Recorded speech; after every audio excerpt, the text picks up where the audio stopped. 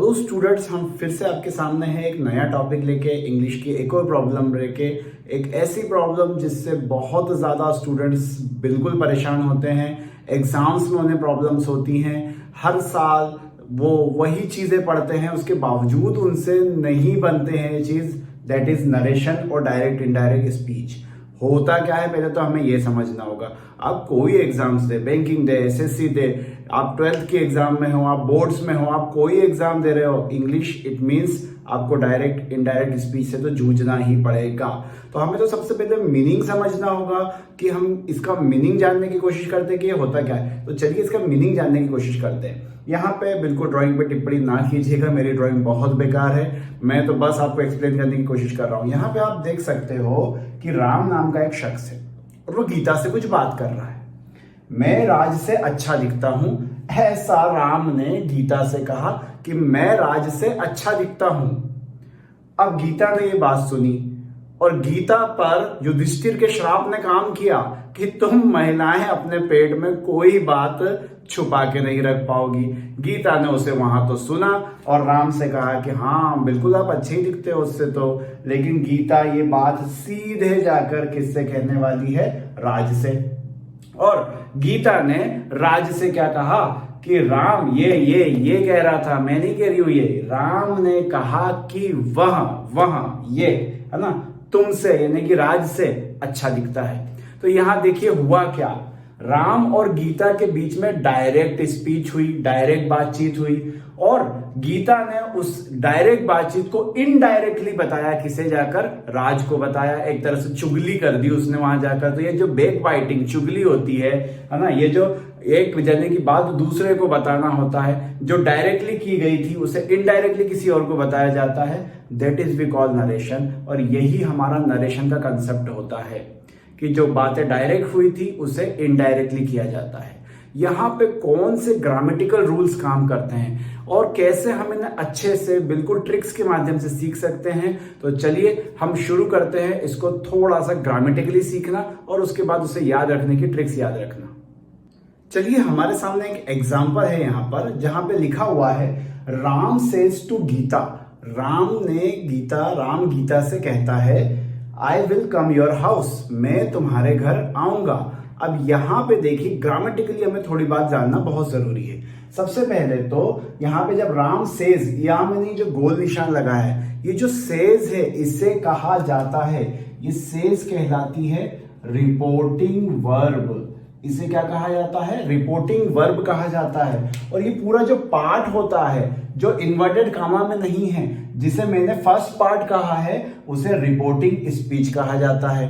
और जो second part है, जिसे मैं सेकेंड पार्ट कह रहा हूं, ये सेकेंड पार्ट इन्वर्टेड कामास के अंदर जो है वो रिपोर्टेड स्पीच कहलाता है। तो हमको हर रूल्स में रिपोर्टिंग स्पीच और रिपोर्टेड स्पीच की जरूरत पड़ेगी, उसी के बेस पे हम रूल बनाएंगे।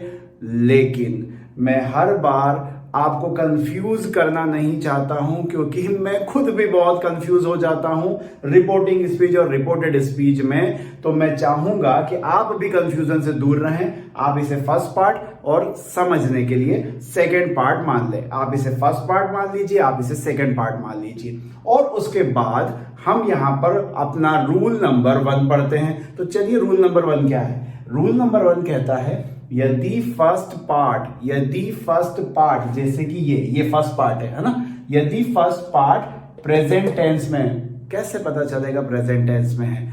आपकी जो रिपोर्टिंग वर्ब है वो होगी या तो फर्स्ट फॉर्म में या उसमें एस लगा होगा।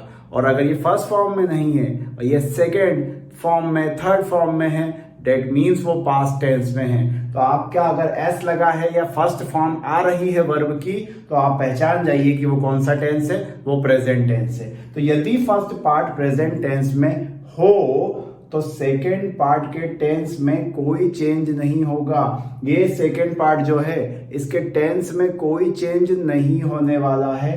पर सेकेंड पार्ट के सब्जेक्ट और ऑब्जेक्ट, ये देखिए ये है सब्जेक्ट और योर कम योर हाउस, ये क्या है? आपका ऑब्जेक्ट है। देखिए ना, सब्जेक्ट काम को करने वाला सब्जेक्ट होता है। आई विल कम योर हाउस, मैं आपके घर आऊंगा, तो मैं क्या हो गया? सब्जेक्ट हो गया।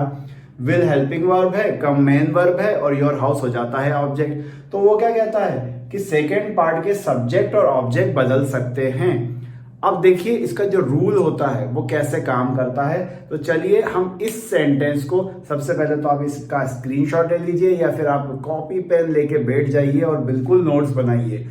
आजीवन लाइफ टाइम काम देने वाले हैं ये नोट्स आपको यकीन ना हो, आप 12th के बाद आप कोई गवर्नमेंट एग्जाम्स की तैयारी करेंगे या फिर आप गवर्नमेंट एग्जाम्स की ऑलरेडी तैयारी कर रहे हैं तो ये रूल्स आपको बहुत मदद करने वाले हैं नरेशन सीखने में। तो आप इसको बिल्कुल नोट कर लीजिए क्योंकि मैं इसे हटाता हूं और हम इसको चेंज करने का रूल समझते हैं। तो चलिए देखते हैं उस रूल को। तो चलिए सबसे पहले चालू करते हैं कि इसे कैसे डायरेक्ट जो नरेशन है उसे इनडायरेक्ट में कैसे बदला जाएगा। तो डायरेक्ट स्पीच को इनडायरेक्ट स्पीच में बदलने के लिए सबसे पहले तो देखिए यहाँ पे डायरेक्ट स्पीच क्या है। Ram says to Geeta I will come your house. Ram Geeta से क्या कहता है, मैं तुम्हारे घर आऊंगा। सबसे पहला रूल क्या कहता है, सेज टू को टेल्स में बदल दो। तो ये जो सेज टू लिखा हुआ है, ये सेज टू जो लिखा हुआ है ये किस में बदल जाएगा, टेल्स में। अब हमारा सेंटेंस कैसा होगा, राम टेल्स गीता। फिर वो क्या कहता है कि ये जो है ना ये जो इन्वर्टेड कॉमा वगैरह लगे हुए हैं इनको हटाएं और इसकी जगह कंजंक्शन दैट का यूज करें। उसकी जगह कंजंक्शन दैट का यूज करें, हम यहां पे यूज कर देते हैं दैट। उसके बाद वो क्या कहता है कि सब्जेक्ट और ऑब्जेक्ट जरूरी हो तो बदलें। जैसे कि जरूरी है, देखो सिंपल सा, राम ने कहा गीता से कि मैं मतलब मैं नहीं है ना, कौन, राम, और राम है थर्ड पर्सन तो मैं उसके लिए क्या यूज करूंगा, ही। तो मैं क्या कहूंगा, Ram tells Geeta that he will. क्यों, क्योंकि टेंस में चेंज नहीं करना है क्योंकि ये प्रेजेंट टेंस में है। तो Ram tells Geeta that he will come your कौन, भाई तुम्हारे घर थोड़ी ना आएंगे, तुम सुन रहे हो, तुम्हारे घर थोड़ी ना आएंगे वो किसके घर, राम ने गीता से कहा कि मैं गीता के घर नहीं जाऊंगा। तो कौन, Ram tells Geeta that he will come, है ना। योर मतलब गीता यहां पर हमारे लिए हर होगी क्योंकि वो लड़की है। तो Ram tells Geeta that he will come her house, और ये फुल स्टॉप के साथ ही नरेशन चेंज हो गया। ये प्रेजेंट टेंस का नरेशन चेंज हो गया। अब आप पूछोगे कि सर आपने कहा कि सेज टू को टेल्स में बदलना है, तो अगर सेज टू ना आकर सेज आता तो, यानी कि अगर खाली ये होता राम, डायरेक्ट स्पीच होती Ram says I am good, फिर क्या होता। तो बिल्कुल ये ध्यान रखिएगा, अगर सेज के साथ टू नहीं लिखा है तो उसे टेल्स में बिल्कुल ना बदलें। इन दैट केस वो सिंपली इनडायरेक्ट स्पीच में जाते समय राम सेज दैट, यानी कि सेज ही रहेगा। राम सेज दैट आई मतलब राम, ही के साथ लगेगा इज और गुड, फुल स्टॉप। और इस तरह से इसका नरेशन चेंज हो जाएगा। आई होप आपको प्रेजेंट का जो नरेशन है वो समझ में आया होगा। जब आपकी रिपोर्टिंग वर्ब प्रेजेंट टेंस में हो तो हम थोड़े से एग्जांपल्स और देखते हैं, उसके बाद हम पास्ट में जब रिपोर्टिंग वर्ब हो तो क्या होता है उसके रूल्स देखेंगे। तो चलिए थोड़े से एग्जांपल और देख लेते हैं। चलिए तो हमारे सामने नेक्स्ट एग्जांपल आ जाता है, they say to us we can win the match. फिर है Sheela says to her mother you always scold me. तो ये जो हमारे सामने एग्जांपल्स है हम इन्हें इनडायरेक्ट स्पीच में बदलने की कोशिश करते हैं। तो चलिए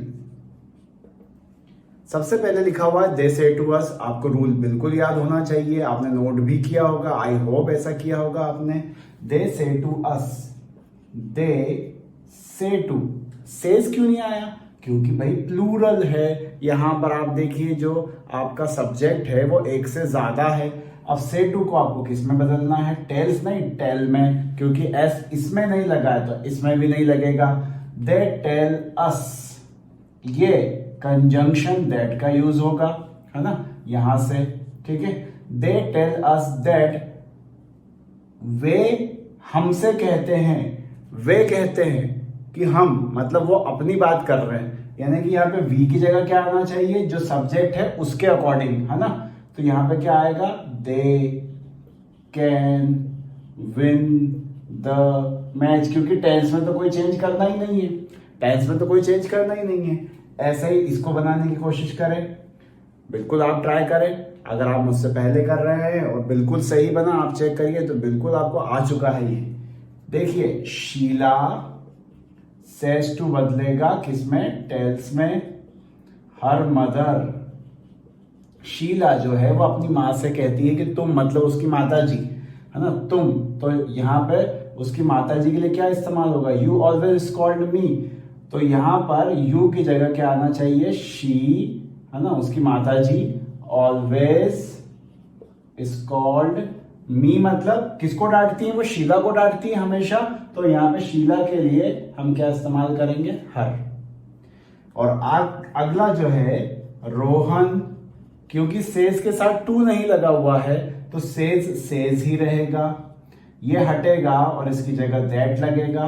रोहन कहता है कि मैं मतलब रोहन, रोहन है थर्ड पर्सन सिंगुलर और लड़का है, इसलिए क्या यूज होगा, ही, और उसके साथ आएगा is going to temple, he is going to temple. अभी देखिए, मैंने आपको जो रूल बताया वो रूल कहता है कि अगर आपकी जो रिपोर्टिंग वर्ब है वो प्रेजेंट टेंस में हो तो आप टेंस में चेंज नहीं करते हैं। यही रूल फ्यूचर के लिए भी आता है। फ्यूचर के लिए भी सेम रूल है, कुछ भी नहीं, बस वहां विल लगा हुआ मिलेगा आपको। सेम रूल है कि अगर आपकी जो रिपोर्टिंग वर्ब है वो किस में है, फ्यूचर में है, तो फिर आपको पीछे वाले जो आपका सेकंड पार्ट है उसके टेंस में कोई चेंज नहीं करना है। हम क्या कहेंगे इनडायरेक्ट बनाते समय, निकिता विल से। अब यहाँ पे टू नहीं आया इसलिए टेल में नहीं बदला, अगर टू होता तो टेल में बदल जाता। यहाँ पे आएगा दैट आई, मतलब निकिता, निकिता लड़की है, उसके लिए क्या यूज होना चाहिए, आई की जगह she will become a doctor. तो इस तरह से हमारा जो रूल नंबर 1 है वो खत्म होता है। आई होप आपको समझ में आया होगा बिल्कुल कि रूल नंबर 1 में हमने क्या करने की कोशिश की है, क्या बनाने की कोशिश की है। चलिए अब हम अगले रूल यानी कि अगले सेकंड रूल पे, जो कि मोस्ट आईएमपी है, जो एग्जाम्स में ज्यादातर आता वही है, उस रूल की ओर मूव करते हैं।